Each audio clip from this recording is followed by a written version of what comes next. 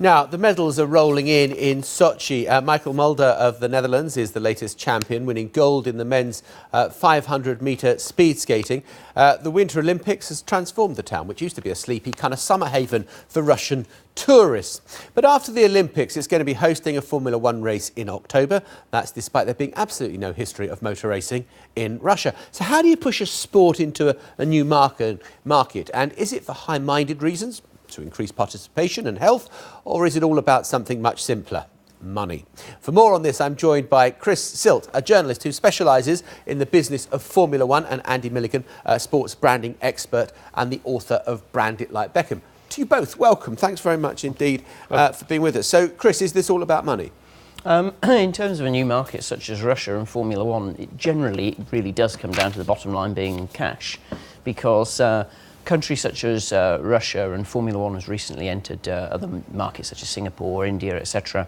These are countries, emerging markets, that want to put themselves on the global map, sporting map indeed, so the governments will be prepared to back the fees. Yeah, is there anything noble in all of this? Because, I mean, I remember when the whole kind of FIFA was going on with the World Cup bids, and, you know, people were saying, well, Europe has had so much of this, it's time that it went to the Middle East, and for noble reasons we award the World Cup to Qatar. And then you get a whole host of people saying, yeah, come off it, nothing to do with that, it was all about money. Yeah, well, I think it's two things come together. For FIFA in particular, they had this vision of using football as a way of bringing the world together. So they, you know, the slogan for football for the world.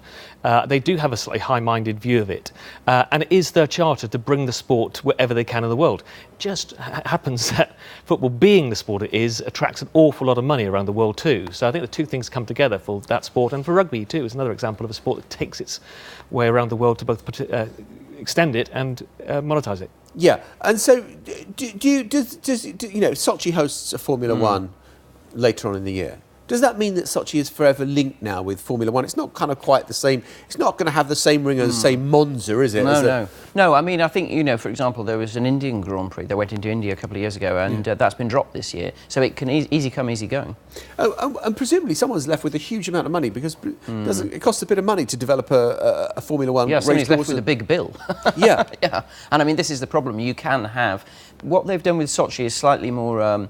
slightly more streamlined, because the track is around the Olympic Park, so they're not going to be left with a white elephant, a circuit in the middle of nowhere that somebody's had to pump $400 or $500 million in to build. So at least that's slightly more streamlined. They're not going to be left with infrastructure that's a waste if it were to go the race. But with the Formula One, I mean, will someone have been left with a huge bill, or are the sums of money from television rights and all the rest of it so enormous that you host one Formula One and you've covered your costs? Oh gosh, no, certainly no, because the money from the television rights and the trackside advertising to the Formula One. Goes to the Formula One run by Bernie Ecclestone, so he's the big winner. Yeah, and just in terms of taking new sports to new markets, I mean, I've noticed that you know, the NFL, there's a couple of games that are going to will be played at Wembley during the course of a year. The NBA, likewise, basketball coming to, you know, league matches kind of thing will take place in London. Now, what's all that about? Well, all these sports, you know, again, back to your point earlier about it's part of the sort of charter of any sports federation to take the sport out for widest participation. So they're always looking to grow. And of course, the European markets are wealthy markets with lots of sports participation. But the interesting thing about all these attempts from sports to go into new markets boils down to, I think, three things. One is there a culture in the market they're going into, which means that there will be a sustainability for that sport after they've gone? And the other one, which Chris was talking about, is what sort of infrastructure is required, you know, to have that sport in there. NFL is really interesting. It's tried very hard for a long time to come over to Europe, and you'd argue with limited success. Interesting enough, soccer has gone the other way into America much more successfully, and I think part of that is actually very simple reason. Soccer's easier to play, and generally it's just a simple sport than what you need to play American football. Yeah, but does it mean if you take a new sport into a new market that an existing or an old sport is in danger of being kind of overwhelmed by it? I think that's one of the interesting things about looking at soccer in the States, for example, where there's traditionally three sports, which is basketball, American football and baseball. And there's always this argument about could football displace one of those as the top three.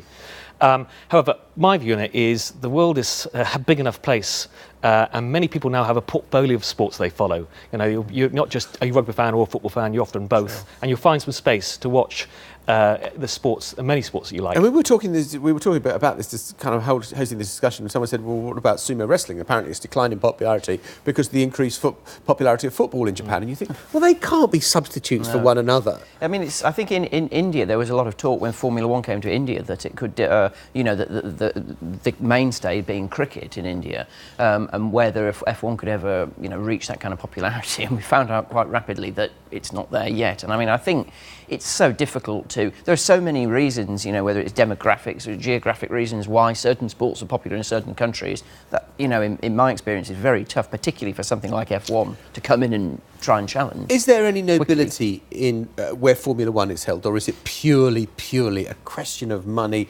They'll pay for it. Singapore night course, whatever it happens to be. Bahrain, politically difficult, but it's still going to go ahead. Yeah, I mean, it's a tricky question. I mean, I think in the case of Formula One, it's an expensive sport to host, so there's no question that you need a lot of money to get yourself on the calendar. But there's a strategic decision to go to these Asian markets and far-flung markets to take the sport where it isn't. OK, both of you, there we have to leave it. Thank you very much indeed for being with us. Global has been pulled into the pits for today. We'll be back. Terrible. We'll be back at the same time, same place tomorrow. I hope you'll be able to join us then with a lot more of what is happening around the world. Thank you very much for being with us.